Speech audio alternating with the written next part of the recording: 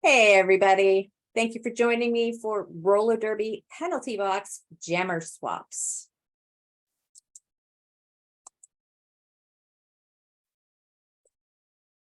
All right, quick disclaimer before we get going too far. All the information in this presentation is not endorsed by any other organization. In order to remain consistent with information provided by the WFTDA, some text and examples have been pulled directly from the WFTDA documents. However, no organization, including but not limited to the WFTDA, is responsible for content or accuracy of the content in this presentation. I like to think I know I'm doing okay, but I need to read the disclaimer. So information presented here is current as of today's date. All opinions are strictly my own. And I urge you to please check out the resources on resources.wfta.org for any updates to WFTA rules, policies, and guidelines. One more bit of business for those attending live. This is to set up a side-by-side viewing for your PC. This will give you the ability to see my face talking about things at the same time and not block any of the text of the presentation. While viewing a shared screen, which is what's sharing right now, click up on the top. There is a section called View Options and choose side-by-side mode. The shared screen will appear on the left and the speaker will appear on the right. Now let's get to introductions. A bit about me. My name is Melissa Griffin, also known as officially Mel. I use she, her pronouns. I am a level 2 non-skating official out of New England area in the northeastern part of the United States. I know that there are there is a box. I don't know if you can see the box, but it's not showing up for me. All right. Back to introductions. I know there are a lot of documents to talk about the WFTDA rules, but people learn in different ways. And like me, some are visual learners. Not everybody has access to officials who can help them learn this stuff. So I hope you find this particular method helpful. I am recording this. So if you missed something and want to go back or you didn't catch this live, I will be posting it on my YouTube channel. I have a few other presentations that are on there, and I hope to add others over time. And for those who are catching this after the live presentation, welcome to you as well. Objectives. Today we are here to discuss an advanced NSO skill, roller derby penalty box jammer swaps. We'll go over a bit about the penalty box management and what jammer swaps are. We will talk about some advanced scenarios and how you can handle them. And then I will share some resources to help you navigate them in the future. At the end of the presentation, we will have some time for Q&A, so have those questions ready. Let's start with some info about the role of the penalty box manager. The penalty box manager is responsible for the management of the entire box to ensure smooth box operation. For their specific position, they handle the timing for the jammers, relaying information to the penalty box timers for tracking on their paperwork. They manage communications to other officials like the penalty lineup trackers to indicate box and to indicate that the box and the penalties are in sync. I don't know if you've seen this sign when somebody's got 5 penalties or 6 penalties or 7, that kind of helps you get on the same page, especially when there's a skater who's starting to get towards that foul out point. Box managers also issue box related penalties as permitted, but that would include things like illegal procedures for removing safety gear other than mouth guard, misconduct for unsporting behavior in the box, etc. They also maintain the whiteboard, which helps give notice to additional penalties, time left to serve, and notifying who is next in the penalty box queue. Generally, they stand in the center and behind the 2 jammer designated chairs in the penalty box and are flanked by the 2 penalty box timers. As a penalty box manager, you may experience a variety of jammer swap scenarios, and that's what we get to go over today, jammer swaps. You may be wondering, what is a jammer swap or why they happen? According to the most recent WFTDA rules of flat track roller derby, in section 4.4.2, which defines the rules for jammer penalties, a jammer may have their penalty time shortened if the other jammer also receives a penalty. To further the definition, the two jammers serve as little time as possible so long as the two jammers serve an equivalent amount of penalty time per penalty. And whenever possible, given point one, there is at least one jammer who is not serving a penalty. Now, the point here is whenever possible, given point one, and you'll see why when we get into some of the swaps. What this means is that for jammer penalties, the jammer may be in the box less than 30 seconds. They may stand for fewer than 10 seconds or not at all. And in the case of our side note, whenever possible, given point one, there are a few border cases that the jammers will legally be in the box at the same time for more than just a swap. Wait, what'd you say? You can have two jammers in the box at the same time? Yes. Well, it's true. While it's not common, there are edge cases that allow for this, but we will get there. First off, let's start with the paperwork, which personally is my favorite thing. And as mentioned previously, the paperwork is kept by the penalty box timers, even for the jammers. The penalty box manager does not handle the paperwork. So I want to go over some of the paperwork basics here before we go into the actual swapping. Just for those of you who are also in the penalty box, and as a penalty box manager, you want to know that everybody's doing it properly as well. Sometimes a jammer may be in the box less than 30 seconds, as in the case with jammer swaps. They may stand less than 10 seconds. For example, if the opposing jammer sits in the penalty box after they have stood up, but before their penalty is up, you would have them standing for less than 10 seconds. Or they might not stand at all in the case of an opposing jammer sitting in the box prior to them standing. And that would be like they're in there for 17 seconds. They haven't stood up yet, but the other jammer has sat down in the box, so they are released. The final time recorded in the done column is when the jammer penalty is actually done in the game. So for the example I just gave where they were in there for 17 seconds, that would be your final time when they are done, is 17 seconds. If you happen to have written in the stand done, any of those numbers already in for the jammer, and then the jammer swap occurs, all you have to do is cross it out and write the actual timing. It's not going to break derby or anything if you have some crossouts on your page, which I think is important to note because sometimes people get a little unnerved by that. It's not a big deal. As long as you cross it out, it works just fine. Jammers who are to be released due to other jammers sitting should be released immediately. And note, it's once the other jammer sits. That's the key in this particular situation. The other jammer must sit before the first jammer is released. The sitting is very important. Otherwise, they're leaving early. If one jammer sits in between jams, the other jammer should be released at the start of the next jam. As an example, the penalty box official will instruct the first jammer to stand, but not leave the penalty box. The first jammer must start the jam from within the penalty box, and they're released upon the starting whistle, but they both do start in the box at the same time. If both jammers sit simultaneously, they're both going to be released immediately. Now, for those of you who've been in Derby for a while, that hasn't always been the case, but it is now. Also note, if there is even a slight variation, like by 1 or 2 seconds, you do need to count that 1 or 2 seconds. But if they sit simultaneously, they are both released immediately. And you can say something like, you don't have to be like, red 4-2, blue 7-6, done. You don't have to say everything else. You literally can say jammers done.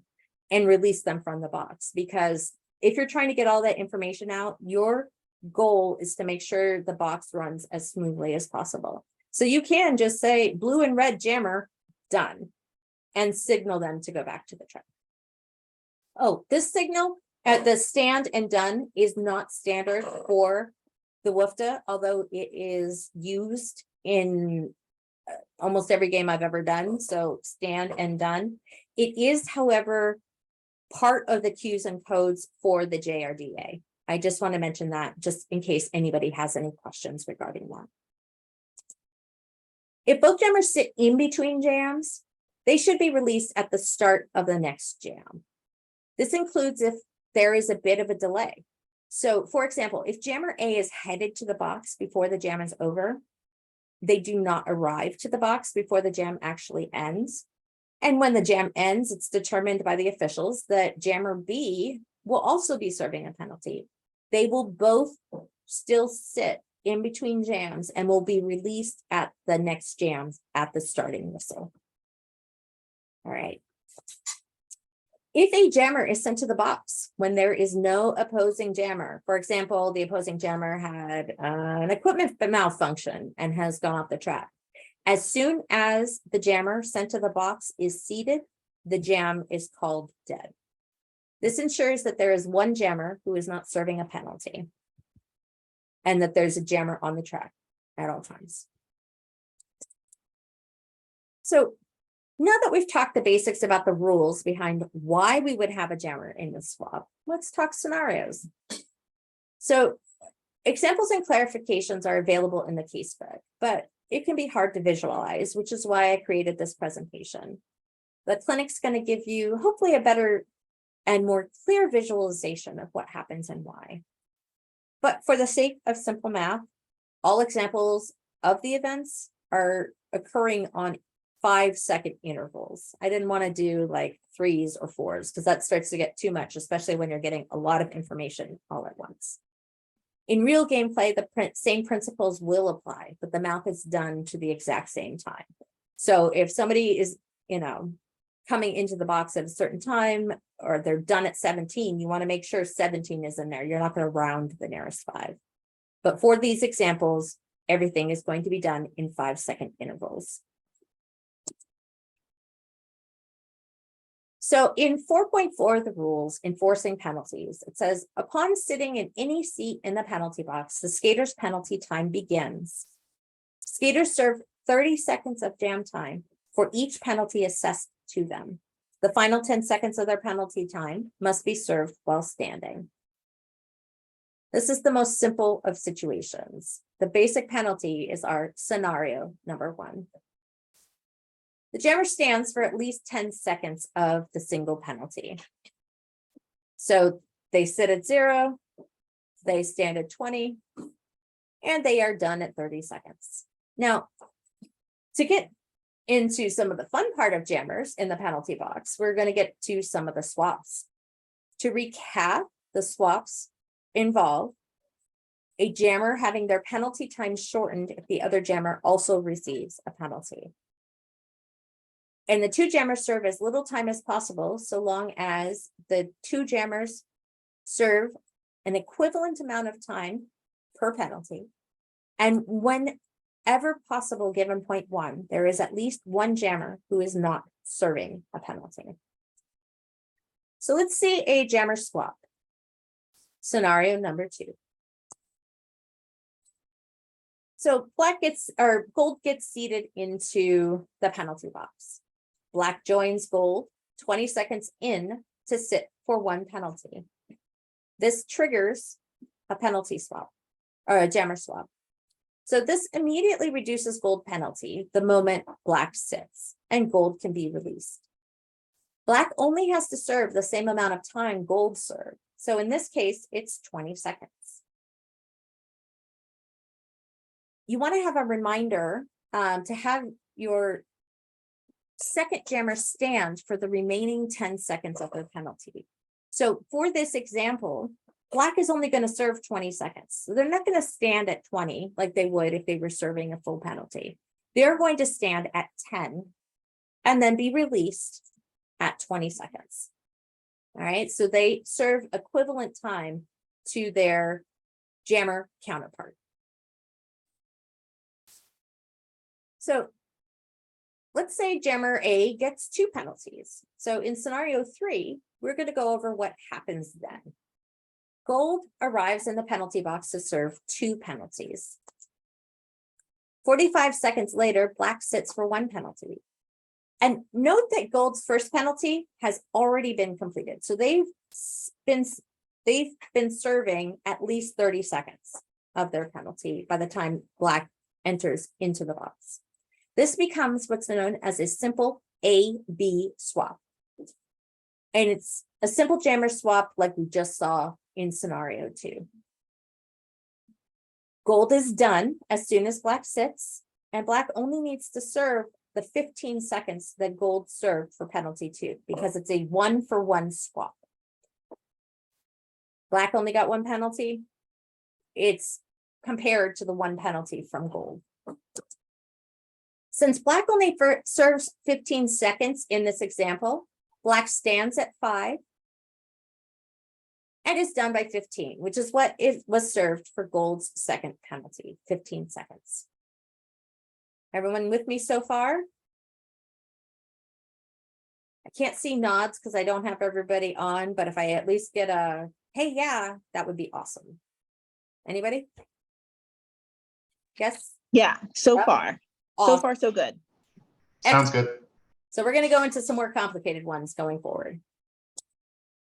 For scenario 4, see, in this one, it's black enters during gold's first penalty. Let's see what happens for scenario 4. Gold is in there for 2 penalties, right?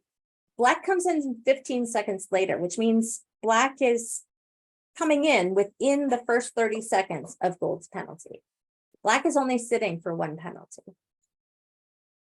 Since we're still following the rule 4.4.2 that says 2 jammers serve an equivalent amount of penalty time per penalty, as soon as black sits, their 30-second penalty is reduced by the time of gold's second penalty.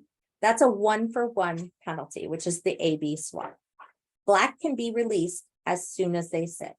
Now, gold's going to be in there for the remainder of their penalty, in this case, 15 seconds.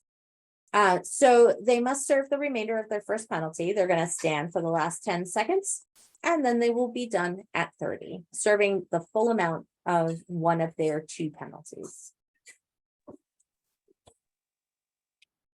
So scenario 5 is going to bring us to what happens when jammers from both teams sit at the same time. Oh, there must be a hand up. Somebody is saying there must be a question from the audience. Is this something you want to ask now or wait until the Q&A section? Just, you can unmute and let me know. No question? Okay, so I will continue. So scenario 5, no, it's no problem. No problem. Scenario 5 brings us to what happens when the jammers from both teams sit at the same time. This scenario is detailed in case study C4.4.2.B. White jammer arrives at the penalty box immediately behind red jammer. Both attempt to be the first one seated, and in so doing, they sit at the exact same moment. The outcome of that is that the penalty box official should inform both jammers that their time is complete and release them from the box.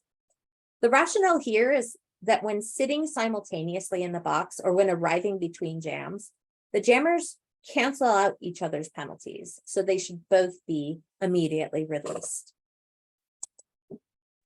Mel, can I ask you a quick question? Sure. So if they both sit at the same time, but black has 2 penalties, does gold get released then and black sits for 1 of their penalties? Yes. Okay, thank you. Yep. And that's kind of what we just went over in the other scenario, but it was reversed. So I know sometimes seeing it differently makes it a little more confusing.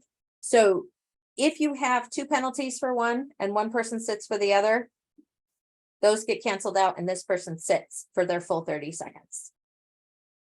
Right, and then in your scenario with the case study you just presented, though, gold doesn't sit for anything. versus coming in the middle of black's penalty? Like if they sit together, but one of them has two Oh, penalties. Yeah, it's still the same thing. It's the 1-for-1 swap. So Okay. if you have the 2 and the 1 and one of them sits, Mhm. this person still has 1 to serve, even if they Got it. sit at the exact same time. Okay, thank you. You're welcome. All right. So in this scenario, gold and black are sitting at the exact same time. Their penalties immediately cancel each other, and both jammers are released. And note, as a penalty box manager, like I mentioned before, it's a mouthful to call out both jammer colors and numbers in a timely manner. So it's completely acceptable to say gold, black, done, or both jammers done. And for paperwork, you would just add 0 as your start and your done time. Some variations on this, just keep in mind that if there's any differential between the jammers sitting, it's not considered to be simultaneously, even if it's only 1 second. So you just want to keep that in mind for your swap. If both jammers sit in between jams, they are considered to have sat simultaneously and must be released immediately at the beginning of their following jam. This is one of those times where both jammers are in the box at the start of the jam and neither are on the track. And this is correct. Even if everyone's yelling at you that there's got to be a jammer on the track to start the jam, if they are both in the box, that is a completely legal starting point. So stand your ground. Now, let's get into a fun one. Now, this one is almost definitely going to cause people to yell at you. This is what's called, or what I refer to as an ABA swap. So this is when you don't have equivalent penalties to consider. So gold jammer enters the box to serve 1 penalty. All right. Black jammer joins them 15 seconds later. Immediately, gold is done as soon as black sits, and black is to serve 15 seconds to match gold's penalty. That's a basic ABA swap, right? But what happens if gold immediately gets another penalty and returns to the box and sits before black has completed their penalty from the first swap?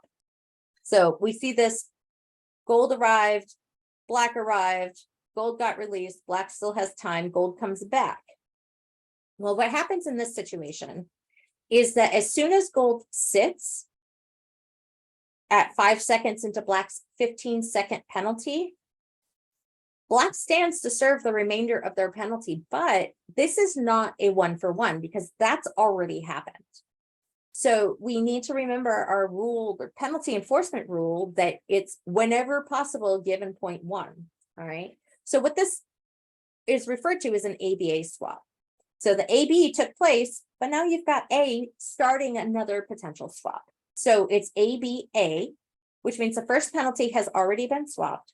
There's no penalty to swap for when gold comes back. Both jammers will be in the box while black jammer serves the remainder of their penalty for the first penalty, and gold is serving their second. And this isn't super common, but it is common that when it does happen, you're going to have everybody yelling you and telling you that you need to release somebody, and you might even have an OR about it. So this is very important to know.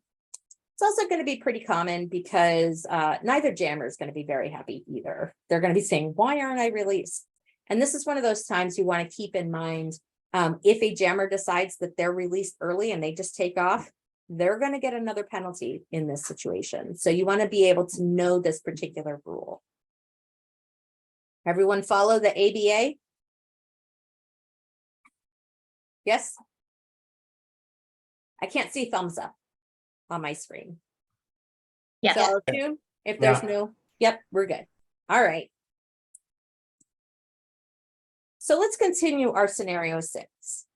So black is done after their 15 seconds of penalty. Gold must still serve all 30 seconds of their second penalty. This is once again not a swap or an equivalent swap. Gold has to serve all 30 seconds. Gold will stand with 10 seconds left, and they will be done at 30.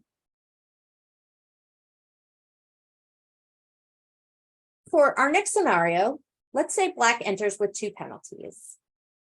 That's our scenario number 7. So gold jammer sits. They've got 30 seconds in the box. 15 seconds later, black jammer comes in and sits for 2. As soon as black jammer sits, gold is done and can be released. And due to our rule with the AB swap, one of black jammer penalties is going to be reduced to match gold's. So in this case, black has 1 penalty that is reduced and must serve the entirety of the other penalty. Black will serve a total of 45 seconds, which includes 1 30-second penalty and the penalty they have to serve to match the time gold served. Black stands with 10 seconds left to serve, and they are done for a total of 45 seconds in the box. So let's see what happens when there's more overlap and extra penalties. For scenario number 8, gold jammer enters the box for 1 penalty. Black jammer enters with 2 penalties. Gold jammer is done and is released. One of black jammer's penalties is reduced. This is exactly the scenario we just went through with scenario 7. But in this instance, gold jammer gets a 2nd penalty and returns to the box before black has served their 45 seconds, but after black jammer has served their first 30 seconds. This now becomes a second AB swap. Follow? So we see how the progression goes, and it becomes the first one's taken care of, and now there's a second one. Because there's the second one and nobody's seated, it then becomes an AB swap. So as soon as gold sits, the penalty box manager initiates another one for the penalty swap, which means black jammer has 15 seconds of the remainder of the penalty gone. Gold sits, black is released, and gold jammer's penalty is reduced so that they only serve the 15 seconds that black had left. With me so far? Because this is one of those tricky ones with the ins and outs. I'll just assume yes if I haven't heard. All right. Okay. Cool. So gold stands at 5 seconds in so that they can be standing for the last 10 seconds of their service. And they are done at 15 seconds and released back to the track. So let's see if we have a scenario that's similar to scenario 8, but gold returns earlier. We have our gold jammer enters, sits for 1 penalty. We have the black jammer enters with 2 penalties. Like in our last scenario, gold is done as soon as black sits, and one of black jammer's penalties is reduced to match the time already served by gold's jammers. So we're back to that scenario. Black is only going to serve 45 seconds until gold jammer joins them back in the penalty box because they got a penalty immediately returning to the track. They cut the track, they came in and blocked somebody from an out of bounds. They did something, they're getting sent back.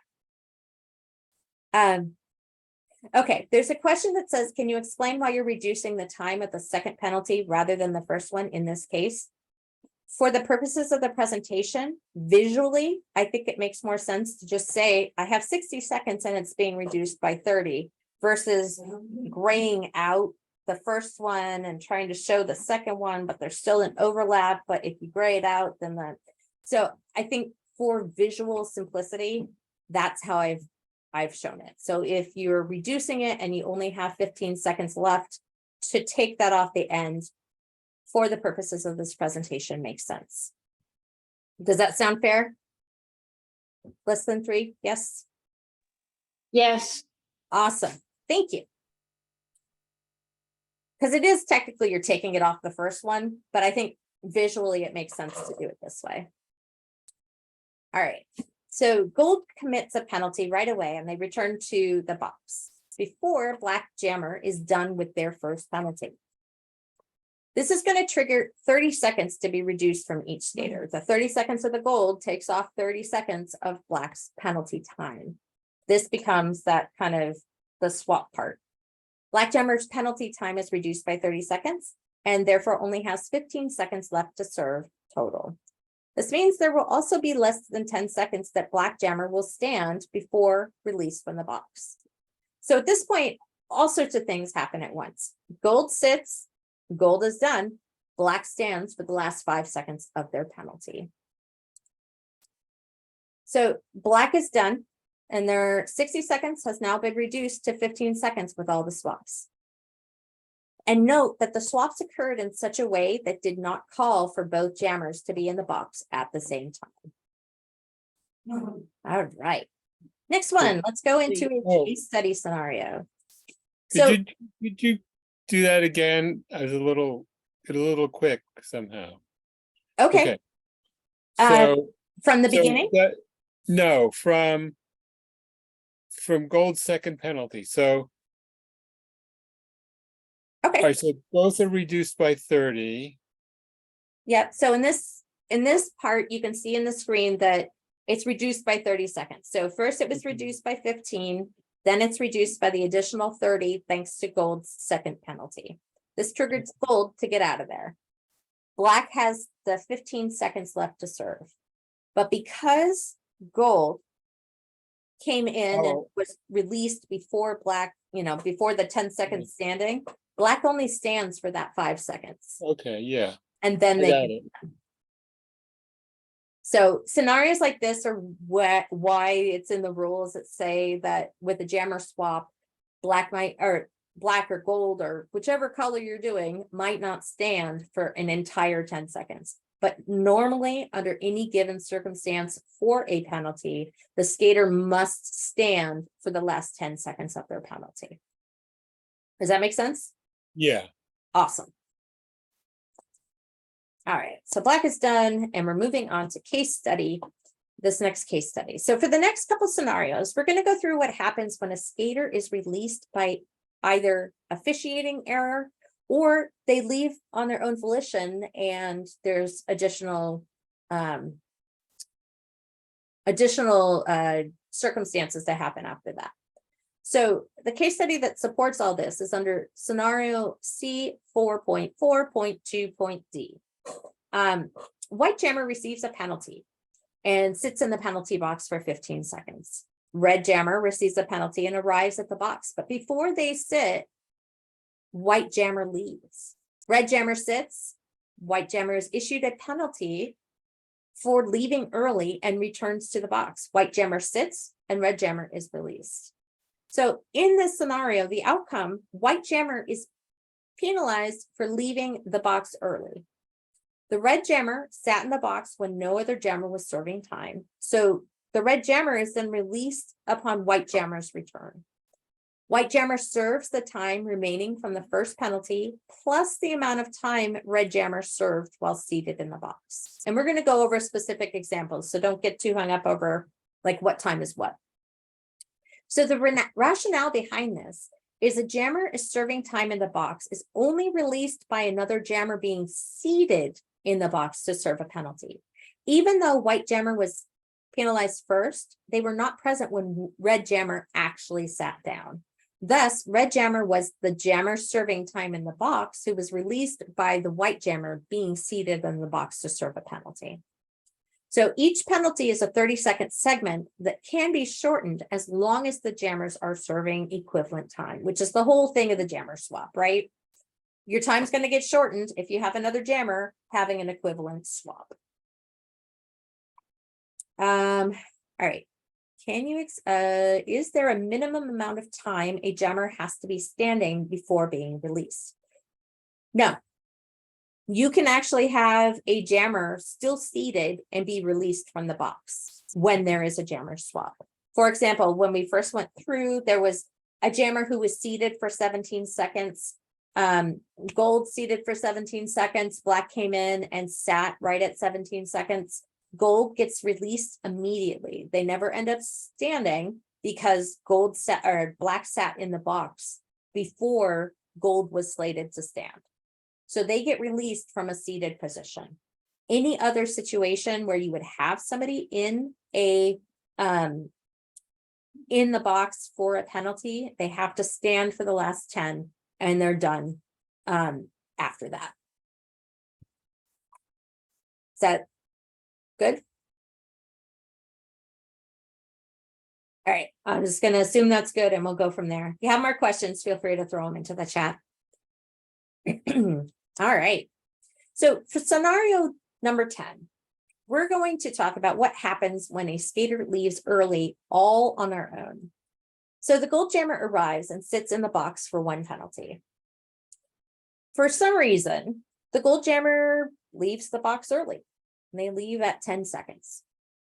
After gold has left, black jammer enters the box to serve their 30-second penalty. Now, note there is no overlap of this time in the box because gold is no longer in the box and not serving the penalty, which is kind of what that case book study went over. So there's no overlap time in the box. Black is there to serve their 30 seconds. Black then stands with 10 seconds left. Black jammer serves the remainder of their 30-second penalty because they arrived after gold jammer left, and they are not eligible for an ABA swap unless gold returns at the same time. Gold finally makes it back to the box, but because they arrived after black jammer was done with their single penalty, there is no swapping or reduction of time. Because gold left early, not only do they need to serve the remainder of their penalty time from their first penalty, but the additional 30-second penalty for leaving the box early. They will be serving a total of 50 seconds. So they sit until the last 10 seconds when they stand, and they are done at 50. The 20 from the remaining penalty from penalty 1 and 30 for the second penalty. To make it a little more complicated, let's see what happens when there's an overlap between the penalties. Keeping in mind our general penalty enforcement rule, the whole whenever possible given 0.1 and they serve the equivalent time. Gold gets in and gold jammer is serving for 1 penalty. And they decide, like in scenario 10, to leave early, not by officiating error. Gold just takes off. Black jammer enters the box to serve their single penalty. Oops, sorry, hit the button. They sit after gold has left, so there is no swap. Just as black jammer is about to stand, gold jammer returns to serve the remainder of their first penalty and serve the additional 30-second penalty for leaving early. So at this point, there's going to initiate an AB swap. As soon as gold sits, black jammer is done and is released, which overlaps and triggers a regular AB jammer swap. Black served 20 seconds, so one of gold's penalties is going to be reduced to that 20 seconds, reducing that 10 seconds from one of their penalties. Gold must now serve 40 seconds. 20 seconds for their original penalty remainder, and 20 seconds for the added penalty for leaving the box early, less the swap amount that they just had with black jammer. Okay.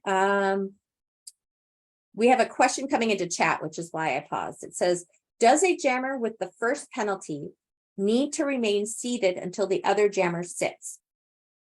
Or do they basically need to be in the box the way they are? So if they're seated, then they can be released at that point from a seated position. If they are already standing, they can be released from that position. They cannot stand before, like, let's say they're seated and it's 17 seconds when the other jammer's coming in to sit. They cannot stand before the other jammer sits because they have not served the time that says that they can stand. Is that, I hope that makes sense. They have to be basically doing what they do in the box. So they're seated for 20 seconds of a single penalty and standing for 10, unless otherwise directed by a jammer swap. All right, back to this. So in this scenario, we've got our 40 seconds. Gold jammer stands at 30 seconds in, and they are done to complete the 40 seconds of the penalty that they must serve.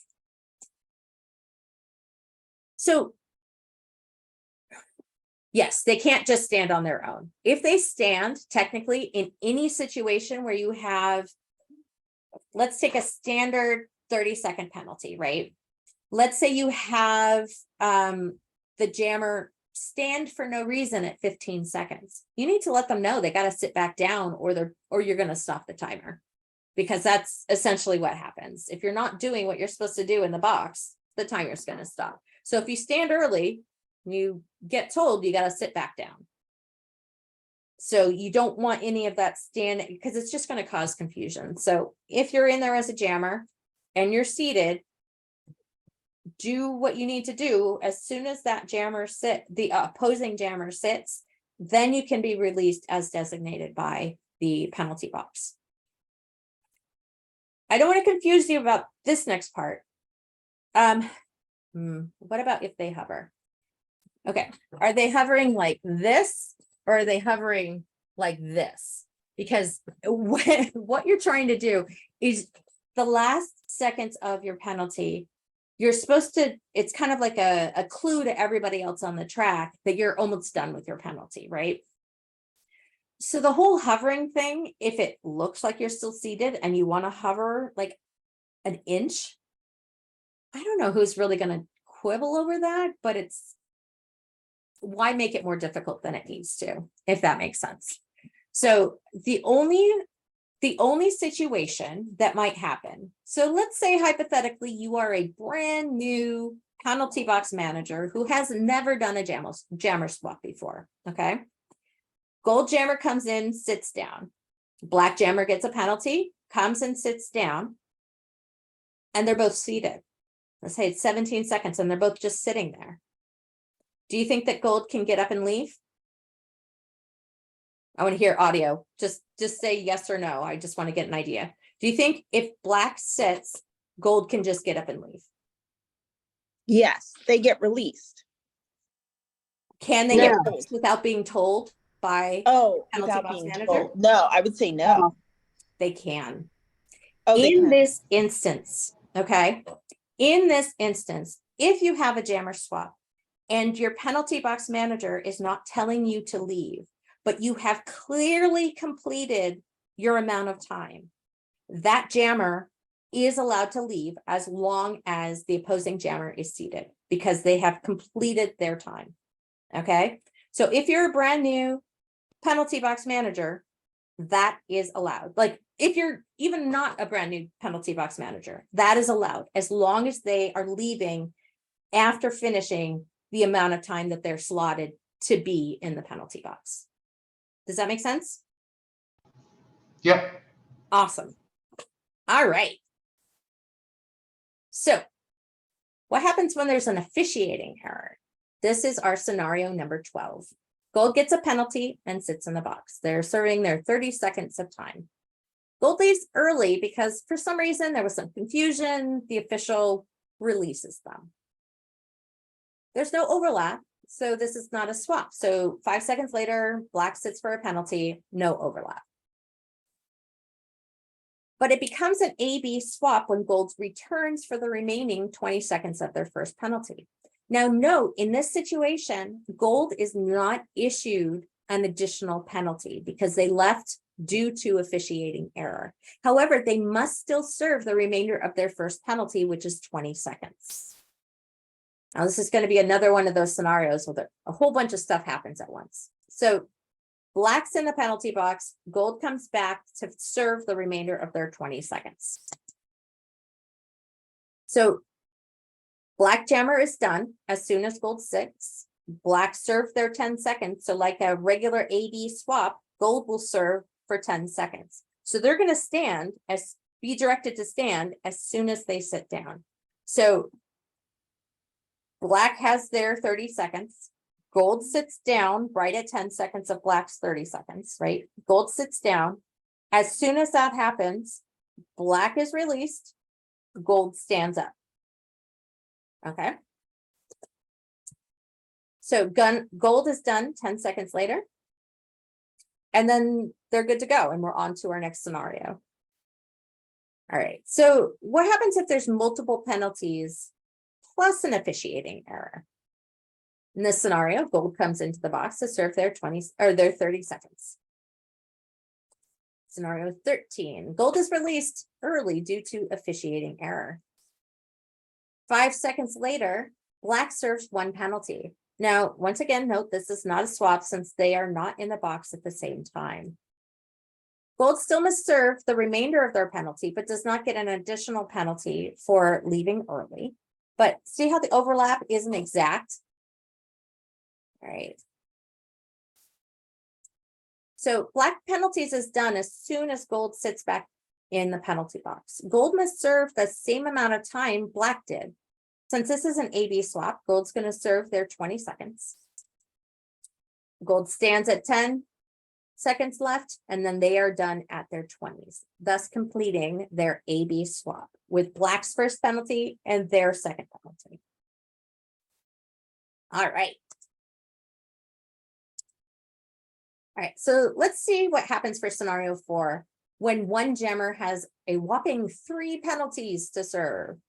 They really did a whole bunch of bad stuff all at once. And the second jammer sits twice before the first 30 seconds of the first jammer's penalty are done. Okay, so we're going to get a whole lot of crossing out of penalties, right? So gold jammer sits for their 3 penalties. 5 seconds later, black sits for 1 penalty. So we know that when they sit for their 1 penalty, it's going to be 1 for 1 with one of gold's penalties. So gold's penalties are reduced by 30 for an AB swap, and black is immediately released. Gold is still serving the additional 2 penalties, right? 20 seconds later, black is back for penalty number 2. This happens still within that first 30 seconds of the penalty, which then triggers another swap. And since it's still in the box, right? Gold's second penalty and black's second penalty cancel each other out for another AB swap. So black gets released immediately, and gold is standing for that last 5 seconds. They can't stand for 10 because they only have 5 seconds left. So they're standing for that last 5 seconds. And they are done at 30. So here's some additional thoughts. Understanding jammer swaps is going to help you become a better penalty. Oh my gosh, I can't even say this right now. Two things in a row here. Understanding jammer swaps will help you become a better penalty box manager. You want to first work on getting comfortable with the basics of box management during practices and scrimmages. And see if you can add some more complicated scenarios to help you become more confident. So by the time you get to a regulation game, or as you even get further up into cups games, you're more confident with what happens when these penalty box swaps happen. All right, so like everything in Derby, there's lots of documents that make up the sources for the officiating information. And you can go to the WFTDA resources.wfta.org site to be able to get the most current information. And that's your best place for the most current information. And I highly recommend checking that out before, like, even watching my video. Make sure you also check out that information, because you may be seeing this video 4 years from now and maybe there's different information released. Because as we know, the rules change all the time. So we want to make sure we keep up with that content. So check out the rules of flat track roller derby. You want to check out the officiating procedures, officiating cues, codes, signals. You want to check out the stats book files, all of that information. So we covered a lot of different scenarios, but if there's something that you have a question about or anything that came up over what we discussed, if you want to go back to it, we can go over that scenario, or we can discuss anything new. If you have questions, feel free to just go ahead and speak out. If 2 people speak out at the same time, we'll figure it out at that point. Are there any questions? Yes, Phil. Thank you. I may know the answer to Okay. this. I just wanted to double check with you. Sure. Because I've done this in the past where I've left a skater in the box for too long. Yeah. Whether it be like 5 seconds or 15. Everybody's made a mistake. It's You know, going back to officiating errors, what's your rationale for that? Because I think my practice is the next time they get a penalty and they come back, that extra time they spend in the box gets taken off of their 30 seconds now. No. Okay. You really want to keep it to the least amount of error, right? So there's two things that can happen in this scenario, right? You accident, like you're juggling a box, you've got a lot of people going in, maybe you have even 3 people in the box at the same time as a penalty box timer, right? Let's say you get to that point and you're like, oh my gosh, I was supposed to release this person. Just release them. Just that's the end of it. It's done. If there's nothing that really can be done at that point, as far as I'm aware. So please, if anybody has alternate information, let me know. But even if there's an OR, it's not like they're going to get that 5 seconds back. It's an error and you move on. You know, somebody calls a different jammer calls off the jam who was lead. That still happens. It's an error, but you just move on and you move forward. So definitely do not take it off their next penalty.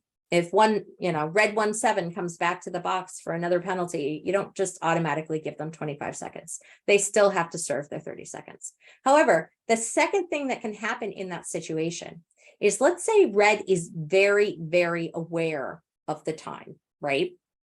They've served their time. They stood at 20 and they keep looking at you. They're looking at you. They're looking at you, but you're juggling things, right? When their time hits 30 seconds, just like in that case of the jammer swap, they can leave and that's okay. They are not getting an additional penalty for that. They can leave the box. They serve their 30 seconds. However, if they leave at 29 seconds, they have to come back for that 1 second plus 30 seconds for leaving early. So you've got to be sure as a jammer that you know your time is complete exactly for that particular motion to leave the box. Does that make sense? Awesome. Mel, Yeah. should you record that time error in the paperwork though? Like if they sit for an additional 5 or 7 seconds? Hopefully that doesn't happen. If you want to record it, you can, because let's say there's a question about it later, or somebody says, this happened. If you don't have it in the paperwork, I mentioned in previous presentations, I like a lot of notes. I like to know what happened. I like to know there was a 2-minute jam. I like to know if there was a weird thing that happened in the box. I like to know that information. So having a note there isn't going to help or hurt anything. Nothing from the penalty box paperwork makes it into the stats book. It's all for additional information and double checking for the remainder of the stats book pages, which are entered for sanctioning. Okay. Does that make sense? Yeah. So I had the question, if someone leaves early because of an officiating error, what do you put on the whiteboard? You just put their code, okay. If they left early and you were able to catch them, all right, we have blue 6 is in the box. Blue 6 leaves early and you're like, you left early, come back. And they go, oh no, I'm so sorry. And they come back. They still left early. They still get their 30 seconds. But what you want to do is you want to put blue 6 on your whiteboard and then put that there's a penalty, right? An illegal procedure. They left the box early. You put an I for a legal procedure and then you circle it because you as the penalty box manager caught it. And you hold it up and you make sure that your penalty box or your penalty lineup trackers catch that there is an additional penalty. Does that make sense? Yeah, no, Yes, I thank knew you. that, but what if they what if they left early due to an officiating error and then you realize it? You still need to put that they, got to return to the queue. So you put, blue 6 on the box and hold it up, and hopefully your OPRs for the game or anybody in the inside can be able to say blue 6, you got to return. Okay. Yeah. All right, just hold up the number and then, Mhm. The whiteboard Okay. is best for communicating, right? Because Yeah. none of the officials in the box have whistles. We just don't. The only NSO that's got a whistle is the jam timer. So we can't start and stop games, but we can inform that things need to happen as a result of whatever happened in the penalty box. So if we hold up the whiteboard that says blue 6, somebody is going to see it and be like, oh, okay, where's blue 6? Go back to the box and blue 6 is going to return. Okay. There is a question here that says, is there any reason the penalty box paperwork is not a required part of the submissions to the WFTDA? I can find out. I don't happen to know. As far as I'm aware, it doesn't make or break Derby, and penalty tracking is the most important part of what is needed for it. The penalty box paperwork is added support, as well as, it's not even needed. It is tracking and helping you track if you have lots of people in the box at the same time. Let's say you've got 2 blockers seated, 1 standing and a jammer in the box at the same time for your side. It's going to be chaotic. I can't keep all that stuff in my head at once, but if I have a piece of paper that I can write down, okay, this person entered at 0, this person entered at 11, this person entered at 21, this person entered at 27, and also track my jammer who's in there. And so I'm listening to my penalty box manager, and all that information is easier to keep if you have a paper to write it down, right? It also helps, like, let's say there is some kind of discrepancy between what the penalty trackers have in the center and what the penalty box has. If you have the paperwork, it can be able to double check the information that is required. So penalty trackers need to know if somebody's at 7 so that they can foul out. That information is what's key. The penalty box paperwork, you could say they fouled out in one jam versus another. It's not going to make or break Derby. I hope that makes sense. Yeah.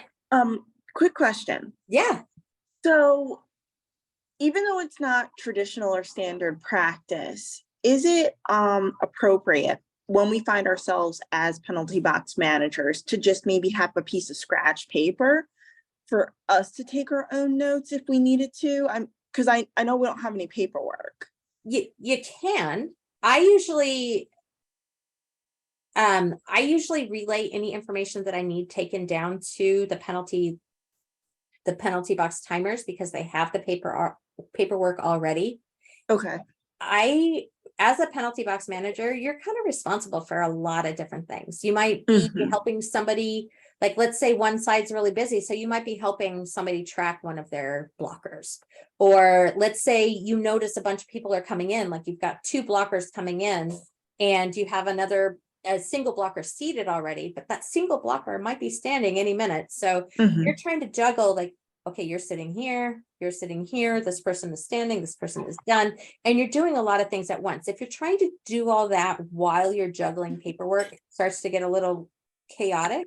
Yeah. Whereas the penalty box timers, they have their paperwork, they've got their single timer, and they've got their pencil. They can keep track of that information. They already have something in their hand where they can write, whereas the penalty box manager might need to write on the whiteboard or whatever.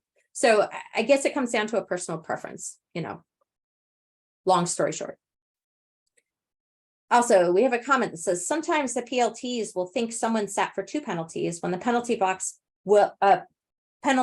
timer has recorded they only sat for 30 seconds.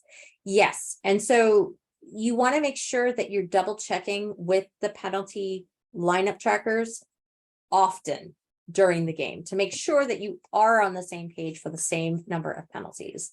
So let's say hypothetically, and I'm going to use a blocker here in this situation as opposed to a jammer, but let's say hypothetically, you have red 2-9 coming in, right? Red 2-9 comes in and they're seated, and for whatever reason, it was never relayed to the penalty box that red 2-9 was supposed to sit for 2. For whatever reason, it wasn't, nobody came over and did the, hey, they're sitting for 2. You didn't get any of that information, but penalty lineup trackers have it clearly that it was a forearm and then they cut the track. So it's, they went the wrong way to the penalty. Not the wrong way, but they like crossed the track to get to the penalty box. So they got a misconduct. So they have record of the 2 penalties. In that instance, penalty box timing only had 1 recorded. So they released at 30, right? That skater still needs to come back to the box for a 30-second penalty. But that's something you could clear up by keeping that communication open with the center.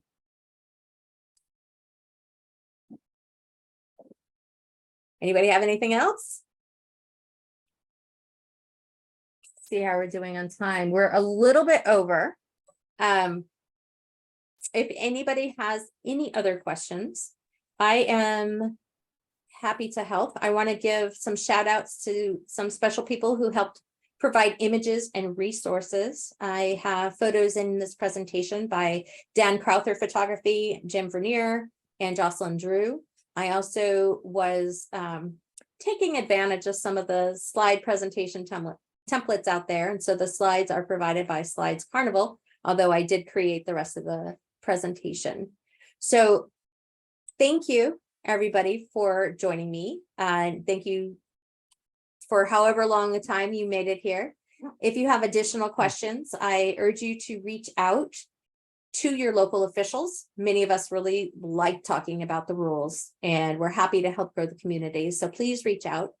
If you have interest in finding out more from me, you can always visit my YouTube channel at Mel's Guide to Roller Derby, or you can email me at my email, which is officiallymel576@gmail.com. There are a lot of resources out there, and I urge you to explore the resources that are on the WFTDA site, that are on the JIRDA site, the rules, procedures, cues, codes. All of that information goes into how you can do your job as an official better. So my goal is to work on new presentations and to continue to improve and update the ones I've done. I have mentioned before, I see a need for helping new officials develop, especially in those remote places that maybe you don't have a lot of officials who started, or maybe you had officials and then the lockdown happened and you don't have officials anymore. Maybe you don't have the ability to travel to a tournament to meet officials that would help give you this information.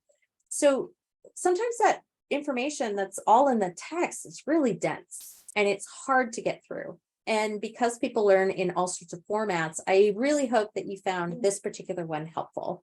There are others out there. I urge you to check them out, but I hope this one at least helped you a little bit. So thank you once again for your time, and hope to see you out there on the track sometime. Thank you, everybody. Thanks, Mel. I'm going to stop recording now. If Thanks, Mel. anybody wants to add additional questions after, we can do that. So I'm going to stop, and I'm going to stop the recording. So thank you, everybody who joined us. I am stopping the recording now.